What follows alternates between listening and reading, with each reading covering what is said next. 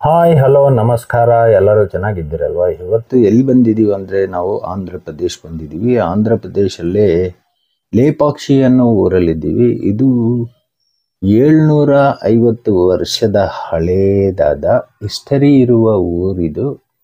ಬನ್ನಿ, ಈ ಲೇಪಾಕ್ಷಿ ಅನ್ನೋ ಊರು ಹೆಸರು ಹೇಗೆ ಬಂತು ಅಂದರೆ, ಜಟಾಯು ರಾಮಾಯಣದಲ್ಲೇ ಜಟಾಯು ಸ್ಟೋರಿ ಇದೆ ಅಲ್ವಾ, ಆ ಸ್ಟೋರಿ ಇಲ್ಲೇ ನಡೆದಿದೆ ಅಂತ ಒಂದು ಪುರಾಣ ಕಥೆ ಇದೆ. ಬನ್ನಿ ಒಳಗಡೆ ಹೋಗಿ ತಿಳ್ಕೊಳ್ಳೋಣ. ಇದು ಕನ್ನಡ ಚಾನೆಲ್ ಬ್ರೋ. ಲೇಪಾಕ್ಷಿ ಅನ್ನೋ ಹೆಸರು ಹೇಗೆ ಬಂತು ಅಂತ ತಿಳ್ಕೊಳ್ಳೋಣ. ಅದಕ್ಕೂ ಮುಂಚೆ ಹೊಸದಾಗೆಲ್ಲ ಈ ವಿಡಿಯೋ ನೋಡ್ತಿದ್ರೆ ಲೈಕ್, ಶೇರ್, ಸಬ್ಸ್ಕ್ರೈಬ್ ಮಾಡಿ.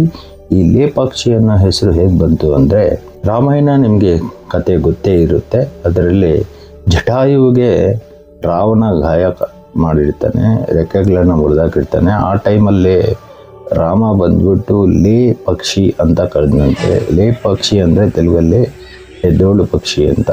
ಅದು ಕಾಲಕ್ರಮೇಣ ಲೇಪಾಕ್ಷಿ ಆಗಿದೆ. ಬನ್ನಿ, ಈ ಊರು ಎಂಟ್ರ್ ಆದ ಕೂಡಲೇ ಈ ನಂದಿ ವಿಗ್ರಹನ ನಾವು ವಿಸಿಟ್ ಮಾಡ್ಕೊಂಡು ಬರೋಣ.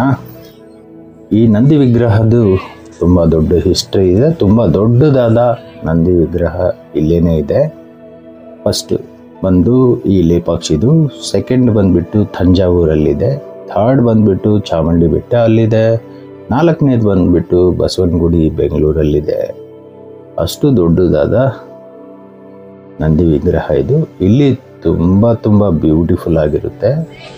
ಈ ಊರಲ್ಲಿ ನಮಗೆ ವಿರೂಪಾಕ್ಷ ಟೆಂಪಲ್ ಇದೆ, ಅಲ್ಲಿ ಹೋಗೋಣ ಬನ್ನಿ. ಈ ದೇವಸ್ಥಾನ ಶ್ರೀಕೃಷ್ಣ ದೇವರಾಯರ ಕಾಲದಿಂದಲೂ ಇದೆ. ಈ ಟೆಂಪಲ್ಗೆ 750 ವರ್ಷದ ಇತಿಹಾಸ ಇದೆ.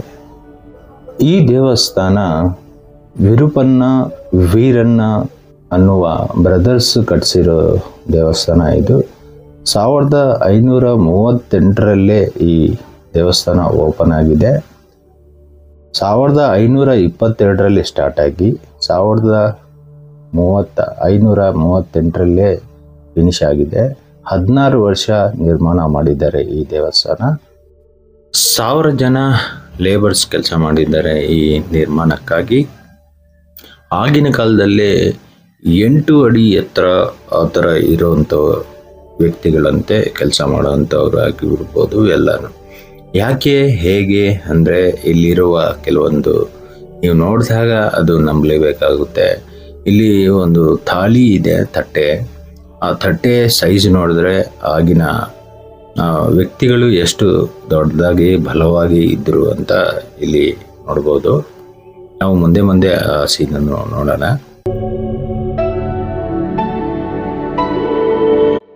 ಈ ದೇವಸ್ಥಾನದ ಜಾಗ 5 ಎಕರೆ ಜಾಗದಲ್ಲಿ ನಿರ್ಮಾಣ ಮಾಡಿದ್ದಾರೆ. ಈ ಫುಲ್ಲು ಬಂಡೆ ಮೇಲೇ ಈ ದೇವಸ್ಥಾನ ಇರುತ್ತೆ. ಈ ಬಂಡೆಗೆ ತೆಲುಗಲ್ಲಿ ತಾಬೇಲು ಬಂಡ ಅಂತ ಹೇಳ್ತಾರೆ, ಕನ್ನಡದಲ್ಲಿ ಆಮೆ ಬಂಡೆ. ಈ ದೇವಸ್ಥಾನದಲ್ಲಿ 876 ಪಿಲ್ಲರ್ಸಿಂದ ನಿರ್ಮಾಣ ಮಾಡಿದ್ದಾರೆ. ಎಲ್ಲ ಒಂದೇ ಕಡೆ ಅಲ್ಲ, ಬೇರೆ ಬೇರೆ ಕಡೆ ಎಲ್ಲ ಈ ಪ್ಲೇಸಲ್ಲೇ. ಈ ದೇವಸ್ಥಾನ ಇಂಟರ್ಲಾಕಿಂಗ್ ಸಿಸ್ಟಮಲ್ಲೇ ಮಾಡಿದ್ದಾರೆ. ಈಗ ನೀವು ನೋಡ್ತಿರೋದು ಕಲ್ಯಾಣ ಮಂಟಪ. ಇದು ಫಿನಿಶ್ ಆಗಿಲ್ಲ. ಆ ಟೈಮ್ಗೆ ಇಲ್ಲಿರುವ ರಾಜ ತೀರ್ಕೊಂಡ್ಬಿಟ್ರು, ಅದಕ್ಕಾಗಿ ಈ ಕೆಲಸ ಪೆಂಡಿಂಗ್ ಆಗಿದೆ. ನಾವು ಏನೇ ಕೆಲಸ ಮಾಡಿದ್ರೂ ಗಣೇಶನ ಪೂಜೆ ಮಾಡ್ತೀವಿ. ಇಲ್ಲಿಯೂ ಹಾಗೇನೆ ಗಣೇಶನ ಪೂಜೆ ಮಾಡಲಿಕ್ಕೆ ಈ ಗಣೇಶ ವಿಗ್ರಹನ ಕೆತ್ತಿದ್ದಾರೆ. ತುಂಬ ಬ್ಯೂಟಿಫುಲ್ ಆಗಿದೆ. ಈ ಪಕ್ಕದಲ್ಲೇ ಇರುವ ಬಂಡೆ ಮೇಲೆ ಕಾಳಹಸ್ತಿನ ಸ್ಟೋರಿನ ಆ ಬಂಡೆ ಮೇಲೆ ಕ್ರಿಯೇಟ್ ಮಾಡಿದ್ದಾರೆ. ಈ ದೇವಸ್ಥಾನದ ಮೇಲೆ ಎಲ್ಲ ಬಂಡೆ, ಈ ದೇವಸ್ಥಾನ ನಿರ್ಮಾಣ ಎಲ್ಲನೂ ಇಲ್ಲಿರುವ ಬಂಡೆಗಳನ್ನೇ ಉಪಯೋಗ ಮಾಡಿದ್ದಾರೆ. ಇವಾಗ ನೀವು ನೋಡ್ತಿರೋದು ನಾಗಲಿಂಗಂ ಅಂತ ಕರೀತಾರೆ. ಈ ನಾಗಲಿಂಗಂ ತಯಾರಿ ಮಾಡಲಿಕ್ಕೆ ಕೇವಲ 2 ಗಂಟೆಗಳಲ್ಲೇ ತಯಾರಿ ಮಾಡಿದ್ದಾರೆ. ಇಲ್ಲಿ ಸುತ್ತ ನೀವು ನೋಡ್ತಿರೋದು ಶಿಲ್ಪಿಗಳಿರುವ ಮನೆಗಳು.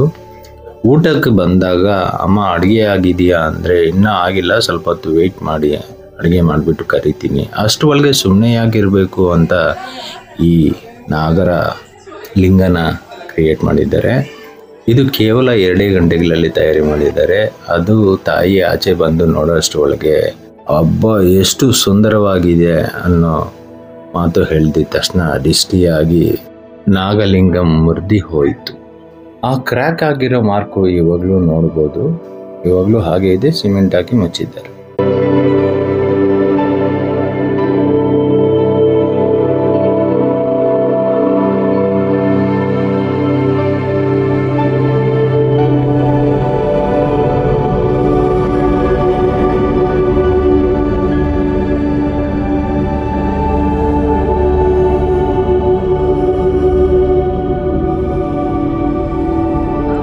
ನಿಮ್ಮೂರಲ್ಲೂ ಚರಿತ್ರೆ ಇರುವ ದೇವಸ್ಥಾನಗಳಿದ್ದರೆ ನಿಮಗೆ ಮೆಸೇಜ್ ಮಾಡಿ ತಿಳಿಸಿ. ನಾವು ನಿಮ್ಮೂರಿಗೆ ಬಂದು ಯೂಟ್ಯೂಬಲ್ಲಿ ವಿಡಿಯೋ ಮಾಡಿ ಹಾಕ್ತೀವಿ.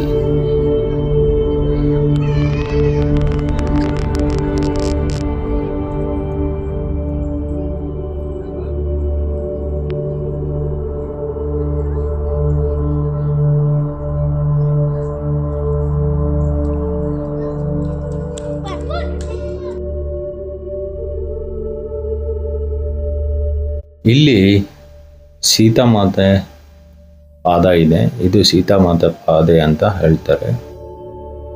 ಇಲ್ಲಿ ಯಾವಾಗಲೂ ನೀರು ಇದ್ದೇ ಇರುತ್ತಂತೆ ಆ ಪಾದದಲ್ಲೇ. ನೀವು ತೆಗೆದ್ರೇನು ಮತ್ತೆ ನೀರು ಬರುತ್ತೆ.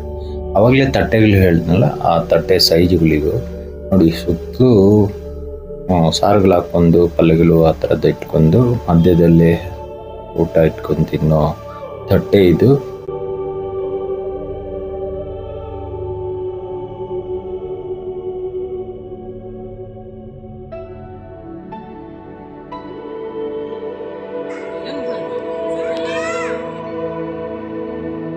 ಅದೆಲ್ಲ ಸರಿ. ಈ ದೇವಸ್ಥಾನಕ್ಕೆ ಹೇಗೆ ಹೋಗಬೇಕು ಅಂದರೆ ಬೆಂಗಳೂರಿಂದ ನೀವು ಹಿಂದೂಪುರಕ್ಕೆ ಬರಬೇಕು. ಹಿಂದೂಪುರದಿಂದ 15 ಕಿಲೋಮೀಟರ್ ದೂರದಲ್ಲೇ ನಿಮಗೆ ಈ ಊರು ಸಿಗುತ್ತೆ, ಲೇಪಾಕ್ಷಿ ಅನ್ನೋ ಊರು.